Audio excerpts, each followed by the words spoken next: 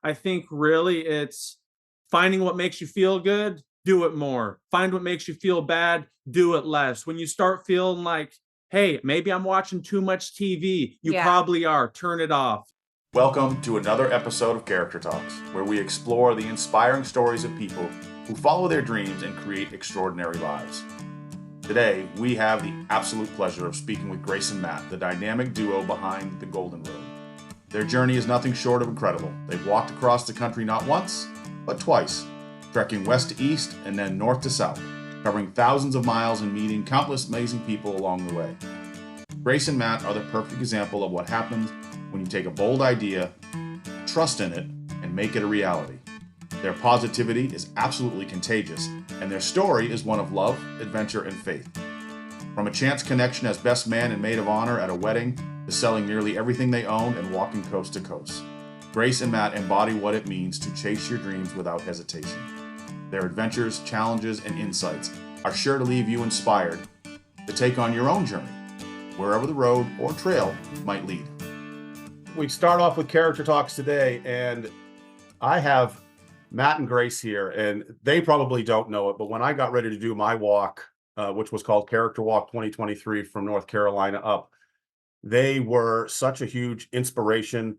They provided a handful of or responded to a handful of emails to me just to give me a little bit extra. So along with you guys and Isaiah Glenn Shields, who also walked across the country, he was on a previous podcast as well. You guys really were more inspiration than probably you know for my walk. So I'm personally excited to have you guys here. So welcome to Character Talks. We're happy to be We're here. happy to Thanks be for having here. us. We're happy we could help. This is gonna be so much fun because I have followed you. I guess I didn't follow you on the Colorado Trail walk because maybe I wasn't aware of it, but certainly Yeah. the other walk and then all the way down. I was trying to coordinate my character walk with your walk. I'm like, how cool would that be to?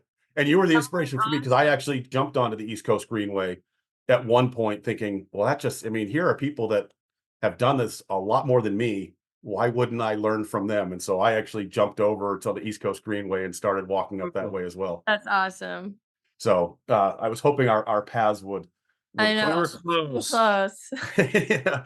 One thing I do like to do though is if you guys could give us, on the header of the character mill is what defines who you are, and I think it's important for the listeners to kind of get a little bit more understanding of who you are. You guys lay it out on your website really well and how you met. I think that's in itself is a really cool story. But can you kind of give us the Cliff Notes version of who you are and what's important with you and where you're coming from? Yes, it's always so hard to give a Cliff Notes version because I feel like it's so chaotic, but I feel like you've got it down, so I'm gonna let you take it away. Well, first, Grace and I met at our best friend's wedding. I was the best man. She was the maid of honor. We were both dating other people. Day after the wedding, I went home and I broke up with my girlfriend and I was praying to God, I hope I get Grace. Because Grace and I had this connection that I knew I've never had with anyone else before in my life. And I knew I wanted to share that with her. And thankfully, after some poems and some love letters, I convinced her to let me fly to Iowa. And I bought the plane ticket as soon as I could. I flew to Iowa. And that first day, we told each other we loved each other. And the next day, we made our social media page, The Golden Road. And the reason we made it, we had no idea what we were going to do with it, but we felt like we had something really special together to share with others. And the Golden Road to us, it doesn't mean that everything's always rainbows and butterflies and gold. And it just means if you're doing the right thing, if your approach in life is to grow, you're always going to be on the golden road. And that doesn't mean it's always the sunshine, but that does mean that you're on that right path that's meant for you. Yeah. And so then Matt, so that was like the beginning and why we started our social media account. But our social media account had just sat, quiet for a few months because we didn't know what we wanted to do with it yet. And then I was living in Nebraska. Matt was moving to California to help his friend coach basketball. And so he's like, you got to move to California. So we moved out there and we were only out there for like 3 months. And then we just knew we were kind of getting bored. We needed to do something. And Matt read the book To Shake the Sleeping Self by Jedediah Jenkins. And he talks about his parents who walked across America. And Matt was like, that would be so awesome. Let's walk across America.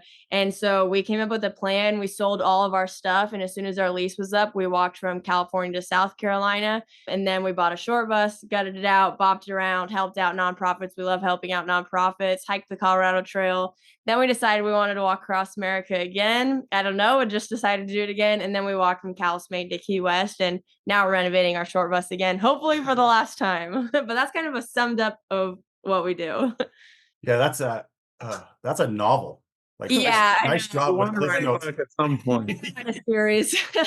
Yeah, and I love that. I would love to dive into, like, be a fly on the wall for the conversation where Matt, you're like, "Hey, let's walk across the country," and what Grace, what your facial expression was, and that Well, process. It's taking at 7 a.m., probably on a Tuesday. I'm getting ready to head out the door to And work. I wake up early now, but I was not a morning person at that time No. at all. Like Yeah. 10 a.m. I was sleeping in until at that point. So I was saying, hey, I'm heading off to work. Also, I have this idea. What about selling all of our stuff and walking across the United States? And she was like, well, I'm obviously going to have to think about that a little bit. Yeah. I had a pretty good feeling. We both have experience with traveling abroad. So Grace backpacked over in Europe and did semester at sea. And then I backpacked in Asia for 6 months. So we had that travel bug, that want to get out there and experience life.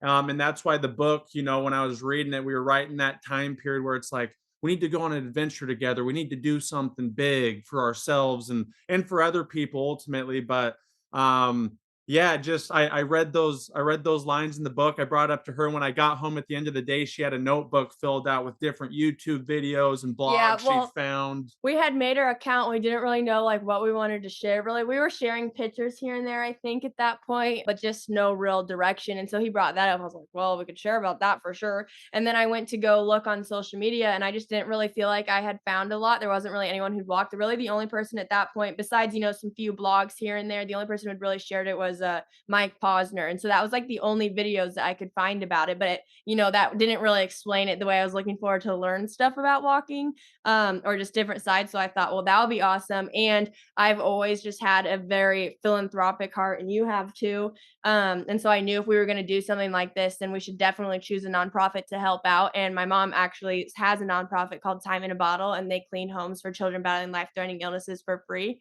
And so I was like, duh, that is literally perfect. My mom's wanted to spread it to different states. Let's just help out her nonprofit. How awesome. Pretty much from there, I think we bought a whiteboard the next day or something, and we just started planning like that was all we did, is just plan and start selling all of our stuff. That's amazing. And I was thinking, just a conversation that I've had with my son now that he's graduating college this spring, and he kind of wondering what you're supposed to do. And my thought to him was, go, like, Yeah. go explore. So the fact that you guys did clearly when you were younger, Yeah. that kind of created the foundation and maybe the skills and the Yeah. mindset to be able to say, okay, well, no, we can go walk across the country. That's totally doable. Yeah, definitely. I think it's so easy to kind of get trapped into a sense of, oh, I'm supposed to do this, or I have to do this, or, we both went to college, and people would say the quote unquote normal path would then be to go get a job or do whatever certain thing, but you don't have to do that if you don't want to. And I think it's just important to always have that in your head. Like, do what makes you happy. Obviously, you need to find ways to make it happen, but if you really want it to make it happen, the world is your oyster. Yeah. So can we take it back even now a little further? What inspired you to go backpack and go explore some of the world before you did this? Was it family or Yeah, for me, so the only time I had traveled abroad, like in high school, I went on a art trip to London, Paris, and Madrid with my high school. So my parents came with me on that. But that was really the only trip I had done. But then I knew in college that I wanted to study abroad, but I just didn't want to go over to Europe or something. Like I didn't want to go to one country for the whole time. I knew I wanted to explore a lot. And so I had found out about the program Semester at Sea, which you're on a ship and you travel around to the different continents, different countries. But while you're at sea, you take classes. And I thought that's so cool. It's so unique. I would just love to do that. So I just applied for it, and I just started saving up my money, got some scholarships. And so I went for it, did that. And that just absolutely blew up my travel bug, especially because it took you to places like Myanmar, like all these places that I just probably never would have just put on a map and flown to maybe before, that I got to experience. And so that just made me want to see so much more of the world and meet so many people because everyone's just so cool. And then for you. Yeah, for me, none of my family or anything really ever backpacked or did anything like that. I kind of always had that want to get out there, want to help, want to experience things. And then so I was fighting wildland fires. It was tough. I mean, 12, 14, 16-hour days, 2 weeks at a time, 2 days off, 6 months in a row. We were about halfway in between where you're starting to think like, yeah, I'm enjoying this, but this is tough work. I need to plan something to kind of look forward to. And I don't know where it came from, but I had my buddy Kyle there with me, and he's kind of the same mind as me, a little bit crazier, but kind of the same mind. And I was like, hey man, what do you think about buying one-way tickets over to Thailand? And he's like, what? I was like, yeah, what if we just bought some one-way tickets over to Thailand? I think that day we bought them, we kind of picked a date at the end of fire season when we knew we'd be done. And I went over there with no plan other than I just want to go and go see what happens. I ended up ultimately backpacking for 6 months, Thailand, Cambodia, Laos, Vietnam, the Philippines, Indonesia, ended in Nepal, hiking in the Himalayas, which was an awesome experience. And that once I got done doing that, I was changed, man. You know, I got a criminal justice degree in college. I thought I was going to be a cop, maybe coach some high school basketball, be a teacher, get a house, get a wife, get some kids. And then that was my mindset, which isn't necessarily bad, but like once you go backpacking, you experience all these different communities, different people, different ways of living. It's new every single day. You're like, the world is enormous and there's a lot going on, and I want to be a part of that. And I'm very thankful for all the coaches and the teachers I had, and I'm very thankful for all the police officers and stuff like that. But it wasn't my path ultimately. So yeah, after that point, I mean, Grace and I met when I got back from backpacking in Asia, Literally right when he got back. probably 3 months later. So I think that's why we also were able to kind of bond right away, because we had both gone down to the wedding early to help out since we were like maid of honor and best man duties or whatever. But there were times when they wouldn't need us, so we would just be talking on the side. And so that was kind of just an instant connection because he was just fresh from that. And I was craving that still because I had been home for 2 years at that point. So I think that's kind of Yeah. started it off. Well, I hope people that are listening, I'd love to have you right now just hit pause, rewind about 4 or 5 minutes, and just listen to that whole segment again, because it's so powerful. It literally just started with a decision. Like let's an idea and then make a decision and go. And Yeah. yeah, that's so awesome. And I'm thinking, here you are thinking, oh, I'll just get a job and I'll do a house. And instead you got a couple dogs and a 3-wheeled cart and Yeah. and a bus. You never know what it's going to turn out to be. Yeah. And I'll put a cheap plug into Mike Posner, because you're now the second folks that I've had on the podcast that have been kind of influenced or inspired a little bit by him. The other one was Andrew Kivett. He Nice. was, I think, one of the earlier episodes. Nice. So Mike, I've emailed you a couple times, pal, about being on the podcast. Come on. Yeah. Wow. I mean, there's so much there. There's so much good stuff. And the word, character is the word that is the backbone of the mill. And that word just kept popping into my head as you guys were both talking. Like, man, you guys just ooze character. There is so much there to what you guys are doing. We appreciate you. I want to jump into now your word. And for the first handful of podcasts, it used to be funny. I used to do it like it was some big surprise, and then I finally realized that the word is actually on the cover of the podcast.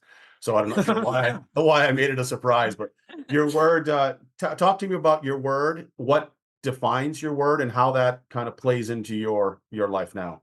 Yeah, so our word is authenticity, and we definitely, I know everything we do, every decision we make is this authentic to us. Yeah, and I think authenticity kind of goes along the lines of how you're talking about, there's goods and bads to social media.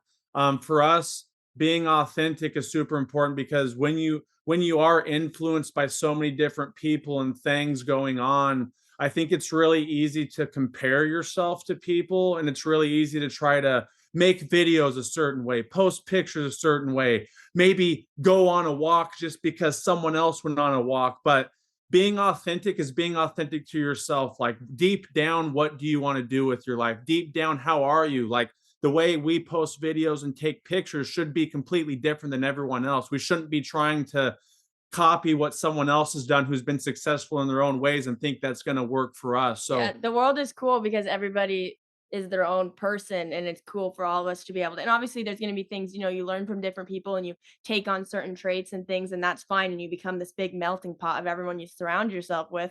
But hopefully all those people you're surrounding yourself are authentic, because it's just going to make you even more so an authentic version of yourself. Yeah, and then the thing for us, we strongly believe that if we're authentic and we're doing the right things and we're helping people when we can, we're working on ourselves and we're having faith in the process, everything is going to work out how it's supposed to. We really got away from setting up these certain images that we want our life to look like, because it's never going to be that way. And if you have all these certain thoughts of I want this and I want this, that's great. It's great to have goals, but if you're not happy with where you are, and if you don't fully believe that by you being authentic and working hard and doing what you're going to do is get you to where you're supposed to be, then you're off course.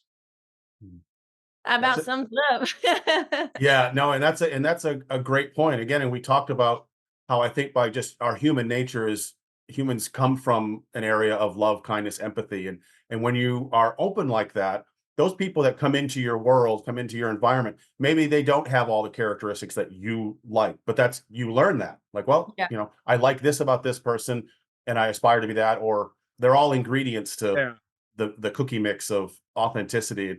I was doing a little work because if you look up authenticity in the dictionary, it comes back with to be authentic, which Uh-huh. makes no sense to me. Perfect. So then I dove a little deeper and I came across a definition. It says authenticity considers how to live a free life. Authenticity comes from owning up to our self-defining choices and transcending one's situation to make something of oneself. To deny one's condition of freedom and ongoing development is to be in bad faith. Hmm. Yeah, I like Yeah, that. I like Yeah, that. that's a good definition. I read that and I instantly thought, I think this is going to ring true to your Yeah, guys. yeah, absolutely. So in your normal day, because you guys are not walking anymore, you're now getting the bus back up, and you're doing an amazing job. Because Thank I you. think I commented to one of your things about we're getting ready to do that too. We're not going to do. We've talked about a bus, but ultimately, I think we're going to go a van Yeah, Nice. nice. Yeah. just so we can be a little stealthier. Yeah. It is better for that, definitely. Yeah. So how on a normal day, because it's naive for us to think that we always wake up and Matt, I think you hit on it, that we're going to wake up and we're always going to be positive and we're always going to have this. I mean, there are just going to be days that we're a little worn down, or decisions or things that didn't happen the way they Yeah. want to. So how do you guys keep yourselves authentic? Yeah, I mean, honestly, that's been something we've been kind of battling, I guess, these last 2 months. I would say probably about the Yeah. last 2 months. I mean, there's always a transition when we get done with our walks or anything like that and get into a different lifestyle, because you're just finding a new routine, and sometimes that can be hard. But like for me, for example, I have a bunch of food allergies, and if I get cross contamination or if I eat something I'm not supposed to, it messes up my gut, which messes up my head. I get swollen, so I get insecure. Like it just becomes this whole long list of things. And then next thing I know, like I'm being more negative about stuff. I'm snapping at Matt. Like it's just not good. And so I actually just found out today I've been ingesting myself with sesame seeds, which I'm allergic to for the last 2 months. So now I know why I've been feeling the way I've been feeling. But I've had to really practice on, because you still have to get stuff done. I still need to show up every day as a wife, as work, everything, and for myself. And so we've been trying to kind of focus in on what are things that we can help us just feel better about every single day. And I think just like looking at things that you love every day that maybe you don't necessarily always notice, as something like, oh, the sky is so beautiful and blue today, or oh wow, I'm so thankful I have a roof over my head, or I can't believe I get to eat today. Like all these little things that we just take for granted, and just being grateful for every single little thing like that. I think that has really helped me a lot, especially, I mean, that's always been something we've focused on, but really trying to bring that back in when we're back into this kind of, I don't know, more quote unquote can be mundane activities, I guess, is just trying to focus on what you're so grateful for. Yeah. I think, like especially when you're in a relationship, you're now adding two people with two different authenticities, two different styles, two different approaches, two different ways of things. Grace, Yeah. we're very similar. I mean, we've spent 24/7 together pretty much since COVID. Yeah. A lot of time, much more than the normal spouse does.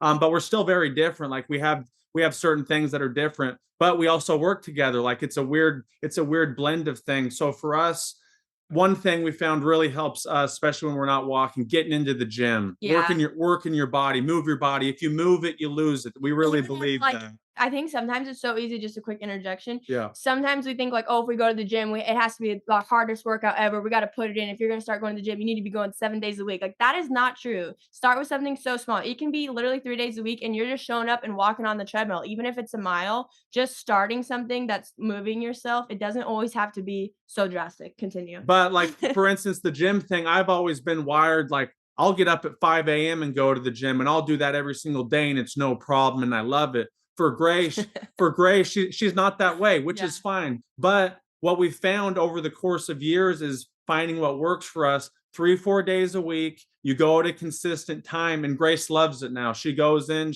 she never talks about it, never complains about it, and she's really getting into that. Yeah. But that's with everything, you know. It goes into the same thing with being grateful or like being appreciative for being able to move your body. When I think about it as a thing of like, oh, I need to go to the gym because I have to do this because, blah, blah, blah. You almost put some sort of negative spin on it when it's just like, oh, we get to go 3 days a week and move our bodies. How fun. That's awesome. I'm so grateful. I feel like I could keep talking and talking about this, but I think really it's finding what makes you feel good, do it more. Find what makes you feel bad, do it less. When you start feeling like, hey, maybe I'm watching too much TV, you probably are. Turn it off. We have to make rules for ourselves because especially in this lifestyle, we can just go watch 5 episodes of stuff, but then you do that all week. Okay, there's 10 hours you could have back. How could you be bettering yourself? Which again is then working on your authenticity. Yeah, I love how you brought it back to authenticity. And I've mentioned this in other podcasts. A coach named Devin Bandison, and he had a 30-day challenge for people that replace every have to with get to. Yeah. Nice. You don't have to. You don't have to go to the gym. You get to go to the gym. It's a huge changer. It really is. Yeah, and I think oftentimes, and I'm thinking back on because I used to be a big gym rat, and Matt, I would love to talk coaching more because coaching is what I have done all my life, and so I would love to have another chat outside of this on coaching because I think that's another thing. But where you hit on like even the going on the walk and doing these things, it started with that first step. And so sometimes there are days when you wake up and you just don't want to go to the gym. You just have to take that first step and get the momentum going in the direction of the gym. And that sometimes the hardest part just is enough. putting your shoes on and like going, and then it's great. Yeah. Grace, you mentioned something about appreciating the little things. And I'm wondering, I do a lot of coaching with young people. And one of my favorite word to people in my coaching is pause. Like oftentimes when arguments occur or these things, it's because someone has reacted so quickly to something. And so I really teach just pause, catch your breath. But have you found that during the walk, because I'm sure you guys walk way faster than I did, but that's a long day of walking. Did you find that your appreciation for the little things grew during the walk because you had that time to almost in a constant state of pause, if you will? Yeah, maybe the walks are so different. Like, and I think we both even have a different point on the walk. Like this last walk was a lot better in a sense. I think I was able to soak in a lot more of those things and like pause and soak things in, like all the conversations we got to have with people, everything we got to see, stuff like that. Whereas like our first walk, I was eating things I wasn't supposed to. So it was making me really swollen and sick. So I was just like fighting through. Our social media had taken off. And so then all of a sudden people were showing up and saying, hey, and it was just like something I wasn't expecting to. And I think I struggled a lot more with the pausing and appreciating, even though I loved every aspect of both walks, but I was able to really appreciate a lot more on this walk. I guess I feel like I try to do it in every aspect of my life, so it's kind of hard to say if yes or no if it's more. I do think the walks always teach more lessons, like they do make you have to, so I guess yes, they make you have to pause more. But like for example, on this last walk, we stayed with so many more families and so many houses and stuff that we got to see so many more different walks of life. We got to be fly on the wall in so many different family dynamics, kids, all kinds of things that it made me appreciate people a lot more, family a lot more. Like it gave me so much more patience when I was just sitting and talking with someone, even if I felt like I do not know what this conversation's about or where it's going, like just trying to be really present. So I think yes. And then from I feel like the pausing is the right that you think about how much is going on in the world and how much kids have on their phones and how much you have just to deal with life in general as a younger person. And then you're going to add in trying to watch social media for hours on end, which most kids do. And when when you're trying to keep up with this pace and go, go, go. And I gotta, now we got Chat GPT out. I got to figure out how to use AI, and I got this going on and this going on, which is how the world is always going to be. If you can't pause, you're not going to be able to appreciate, hey, I'm sitting on a nice couch right now. Hey, I've got clean water I can drink. Hey, I've got good food I can eat. I've got shoes to put on. I've got socks to put on. I've got more than one pair of underwear. Like these small things, you're trying to get more. You're trying to go, go, go, go Yeah. fast, get more, get more. I actually, going off in the difference between the walk and being stationary is because, like, when we're on the walk, we're happy with everything we have. We don't need anything else more, Sure, every now and again, you might be like, I'd love to have a comfy pair of pajamas or something random like that. But for the most part, you really don't need anything else. But as soon as you get back into a spot and being stationary, it is easy to all of a sudden you're stationary. You can be somewhere, you're like, oh, that looks great. I want that, or I want that, and I want that, because we're just in this constant consumer. I'm kind of going off it, but like being able to, going off what you say, and just constantly everything's always being thrown in your face, being able to take a step back, especially in today's day and age, is so important because there's just so much going on. I think the ultimate thing is we feel as if we always need more and need to be more and need to get to a certain place, when in reality you have everything you need right now. Yeah. But it's a really hard dilemma. Even in anybody's head, you got part of your brain, if you acknowledge it, that I don't need anything else. I don't need to do anything for anybody else. I can just be here in this moment, be thankful for what I have, which is all you need. And then the other side's thinking, we got to get our posts out. We got to respond to emails. We got to do this. We got to do that. And it's like, yeah, you do to some degree, But but tomorrow's not guaranteed. Yeah, that's pretty important. Yeah. So Yeah. it's like you have to do those things, but you also have to soak in everything that's around you now because it could not be there tomorrow. Yep, I love it. 'Cause I was thinking that I'm kind of in that stage as well. That when I was in my younger years, I was ski coaching in Colorado, and I remember thinking I was in my late 20s, I think. And I'm like, boy, everything I own, I can fit into my car.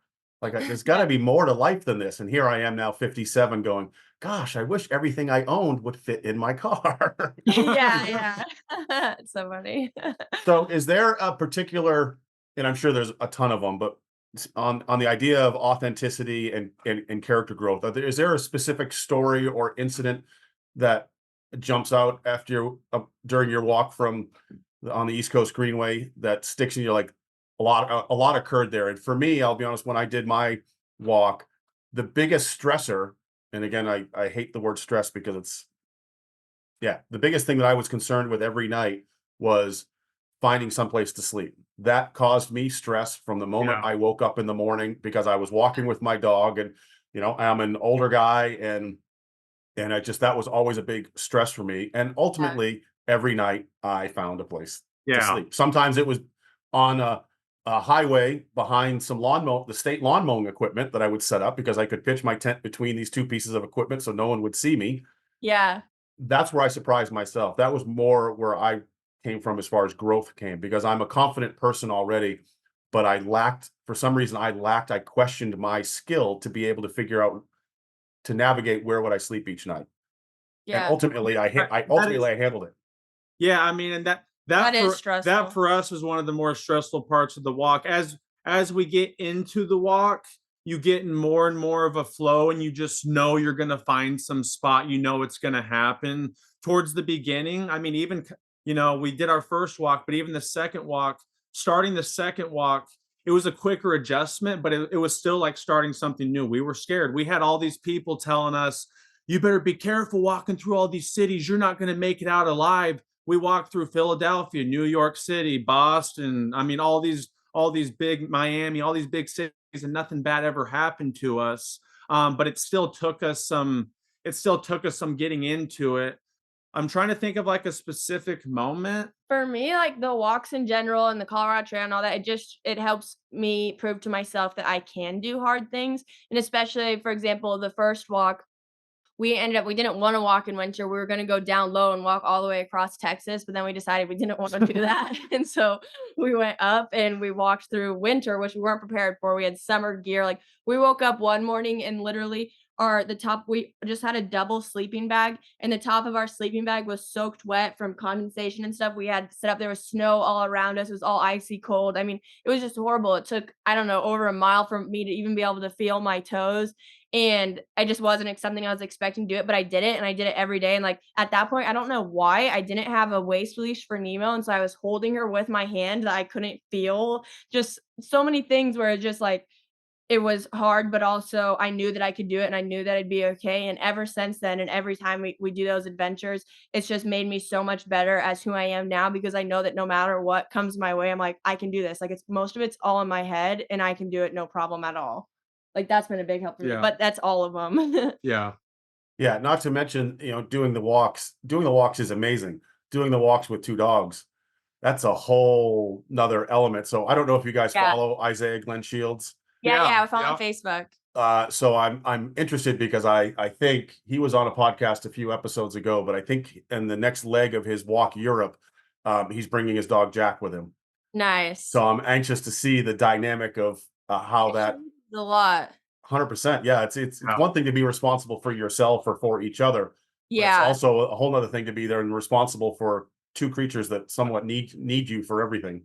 Yeah, well, and we always think like times, I mean, in times when that people would say, "Oh, come and do this or come this way," it changes a lot of the opportunities sometimes you can't even do because it's like, "Oh, sorry, I can't. You're not dog friendly," or "Where am I going to put my dogs?" or something like that. I think that's really the biggest challenge. Otherwise, I mean, we have to slow down for them sometimes, but I think that's good for us because it allows us to pause a little bit more. I would say that on this last walk, that was probably more so than finding a place to sleep. That was the biggest stressor is, I mean, Foxy was chilling like a queen on top of the Yeah. postcard. She had a Yeah, son. yeah. No, when I die, I want to come back as Foxy for sure. She was but Nemo, I mean, we walked through the depth of summer and It we was were in hot. North Carolina, Virginia, and it was 95 plus and humid. There was one week it was over 100, like, we were having to get up at 3, 4 AM and try to get our miles done by 9 AM. But again, and I think something that walks for me, for Grace, I mean, there's a lot of things you learn, obviously, but a big thing for me is just letting go. Like Yeah. just the more every time you get stressed or you're getting anxious or something, the more you can just say, let go, It helps. let go, let go. It brings you back to that present moment, and you're always going to be taken care of. All through the summer, heat of summer, worried about the dogs. Guess what happened? We had people letting us crash in their sheds with AC. We were getting air Yeah. conditioner literally every night we needed it, except for a couple, which you can get by. But Literally, Matt has changed so much over, I mean, I'm sure I've changed too, but you've changed a lot over all the walks, and especially, like, your patience and letting go and stuff like that, because those were kind of always your bigger things where he would get a little bit more stressed about, and it does, you have to learn how to just be patient and let go.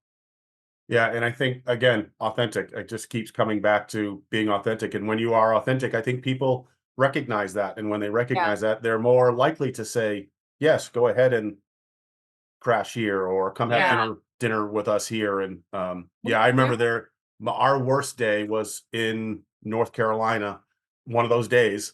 Yeah. yeah, And everybody thought, everyone, well, I should say, I thought on this walk, it was going to be me. I'm the big older guy and my dog Kylie will run and run and run forever. And here we are walking down the road and she would go probably 3/4 of a mile or a mile and literally just fall to the side because she was so Yeah. dehydrated.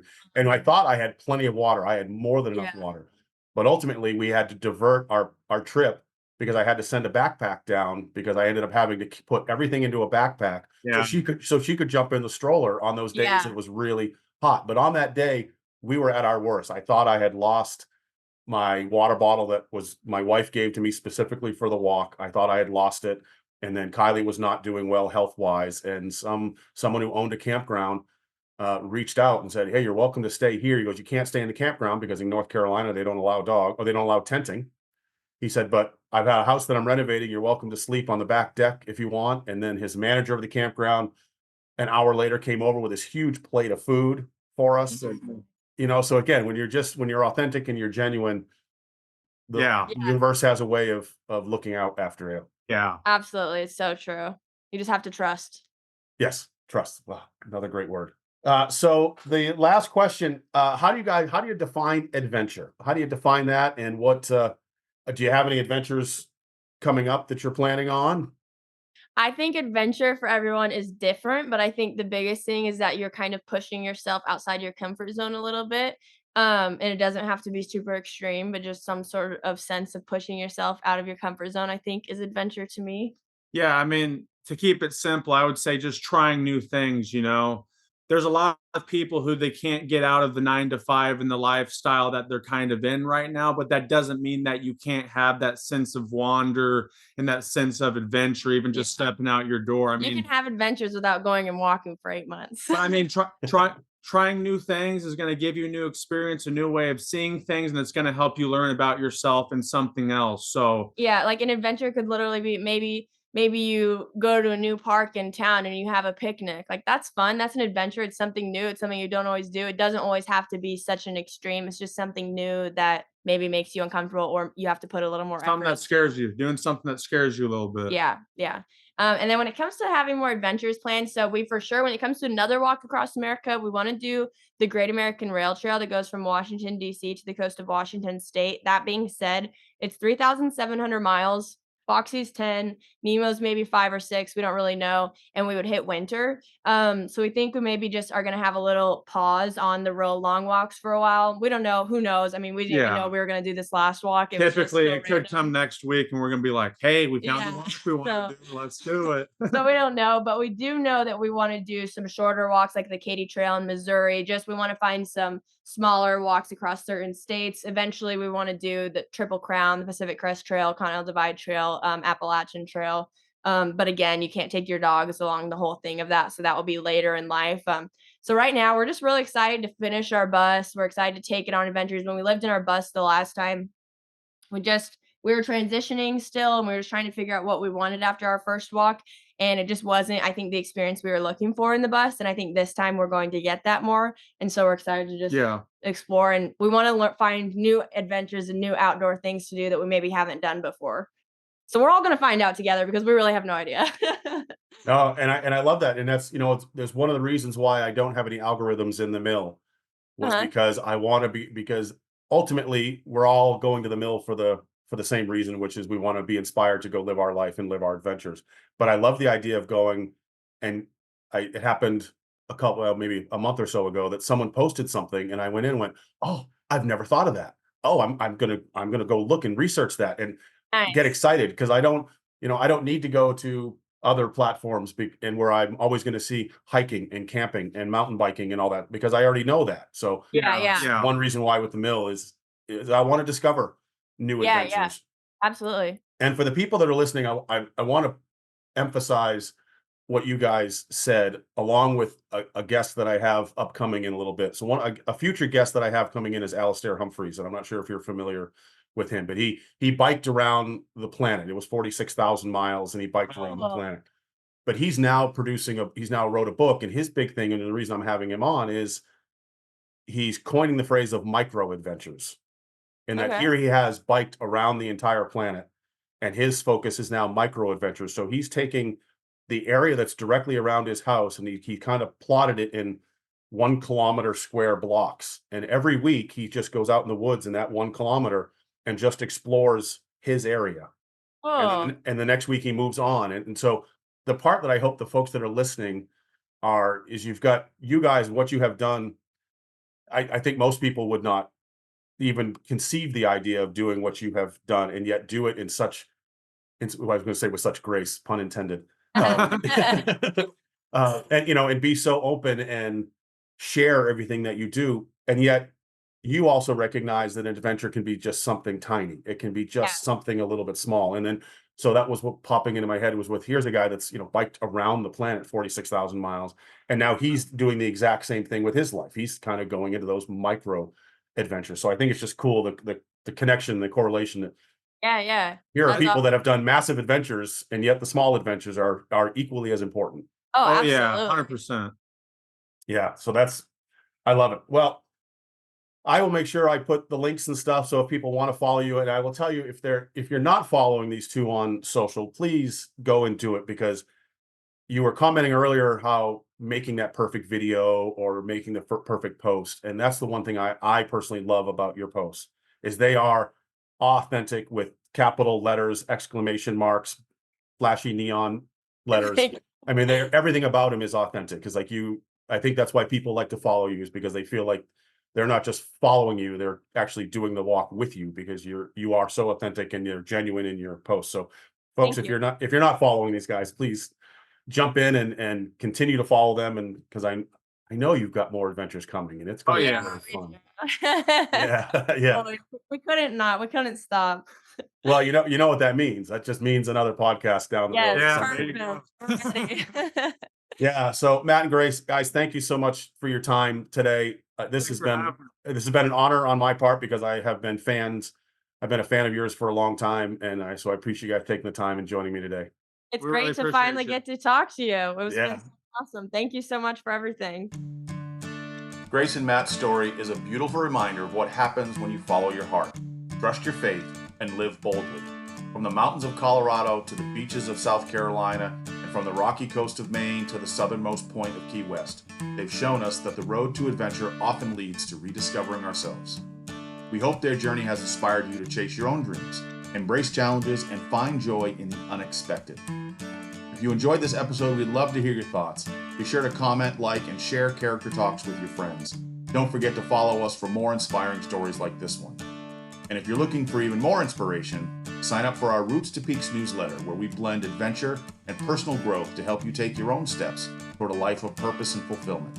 Thank you for tuning in, and as always, we'll see you on the next episode of Character Talks.